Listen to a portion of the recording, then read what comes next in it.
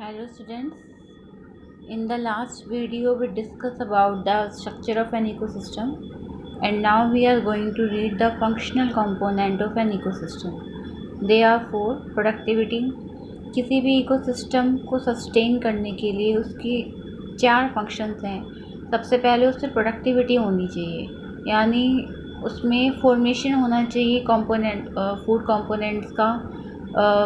Actually food components हम नहीं कह सकते, यानी बायोमास का.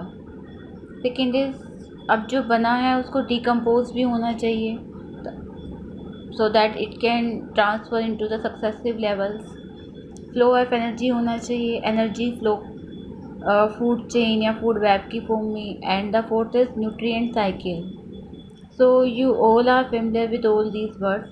इसमें केवल एक नया है जो हमने पहले कभी नहीं पढ़ा है, दैट इज़ प्रोडक्टिविटी.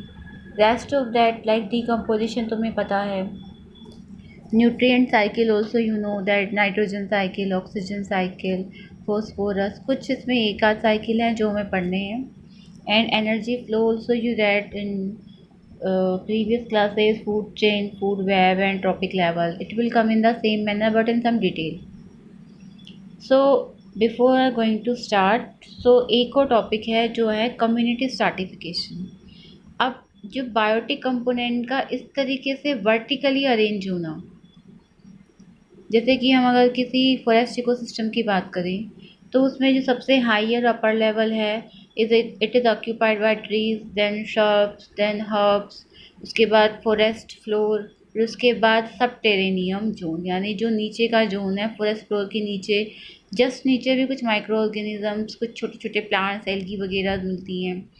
तो इस तरीके से जो वर्टिकली अरेंजमेंट है ऑफ एनिमल्स और प्लांट्स का इज कॉल्ड स्ट्रैटिफिकेशन.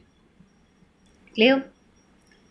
नाउ अब एक सिंपल सा एग्जांपल दे रखा है, पोन्ड एज एन इकोसिस्टम. यानी अगर हम एक इकोसिस्टम की बात करें, that simpler one is the pond, तो उसके अंदर कौन कौन से बायोटिक कंपोनेंट हैं, which one are abiotic and how it perform its all function. एक small fresh water pond is a classic example of an ecosystem to explain the structure, as I told you, in the function of an ecosystem. It also represents a self-regulatory and self-sustainable system. क्योंकि जितना भी component है biotic तो उसके अंदर है, abiotic के लिए वो जनरली मेनली सनलाइट ले रहा है. तो जो इसकी अबायोटिक कंपोनेंट है वो क्या है, सिंपल इनऑर्गेनिक सब्सटेंसेस जो उसमें हैं. वाटर है, CO2, carbon dioxide, oxygen gas, nitrogen gas, and जो ऑर्गेनिक सब्सटेंस है they are such as amino acid and humus है.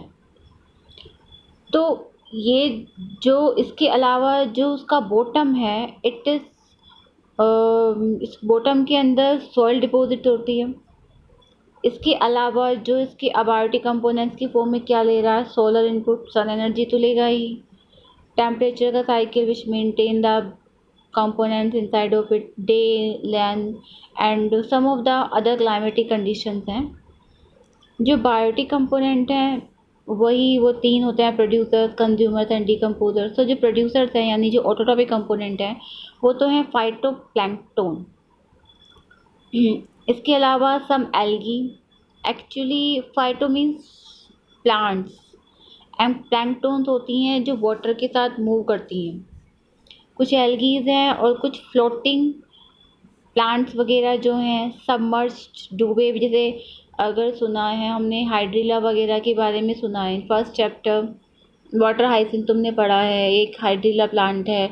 In second chapter I told you about hydrilla in vallisneria area. चलो मान लो सी oceans में मिलता है, but जैसे hydrilla plants वगैरह हैं ये सबमर्ज पानी में डूबे हुए हैं, मार्जिनल जो किनारे पे मिलते हैं. तो ये सारे एग्जांपल्स इसके प्रोड्यूसर्स वाले हैं, यानी plants which can perform the process of photosynthesis.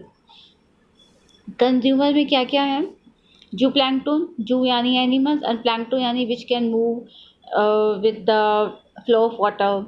देख जैसे कि अमीबा है, पैरामीशियम है.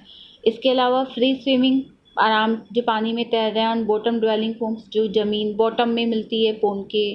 और डिकम्पोजर में वही सेम फंगी, बैक्टीरिया जो कि मेनली जो डिकम्पोजर हैं वो पोन्ड के बॉटम में मिलेंगे। रीज़न यही है कि जो एनिमल्स और प्लांट्स के जो पार्ट्स मरेंगे वो उनकी डेथ के बाद वो बॉटम में ही आके कलेक्ट होंगे, इसलिए जो डिकम्पोजर्स हैं वो बॉटम में मिल रहे हैं। So that this is the site only from where they get their new जो पार्टिकल हैं, फूड पार्टिकल, उन्हें यहीं मिलेगा। उसको डिकम्पोज करके फिर वो अपना फूड कंपोनेंट्स यहाँ से लेंगे।